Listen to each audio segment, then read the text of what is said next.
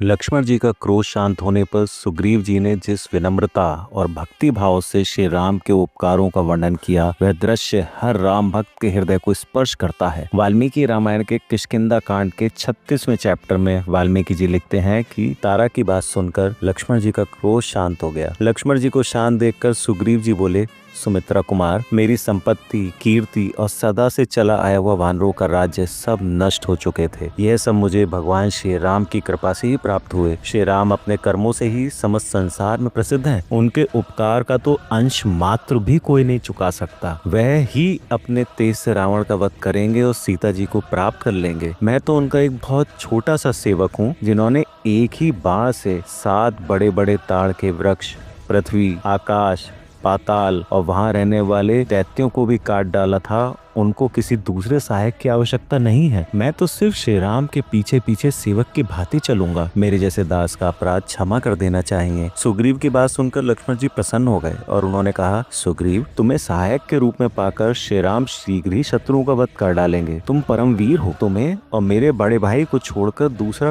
कोई ऐसा विद्वान नहीं है जो शक्तिशाली होते हुए भी ऐसी विनम्रता की बातें करे। तुम बल और पराक्रम में भगवान श्री राम के बराबर हो। देवताओं ने हमें तुम्हारे जैसे सहायक प्रदान किया है, लेकिन अब शीघ्र ही मेरे साथ किष्किंधा से निकल के अपने मित्र के पास चलो, क्योंकि वे बहुत ज्यादा दुखी हैं और उन्हीं के वचनों को सुनकर मैंने तुम्हें कठोर बातें कह दी थी। उन सारी बातों के लिए मैं क्षमा प्रार्थी हूँ।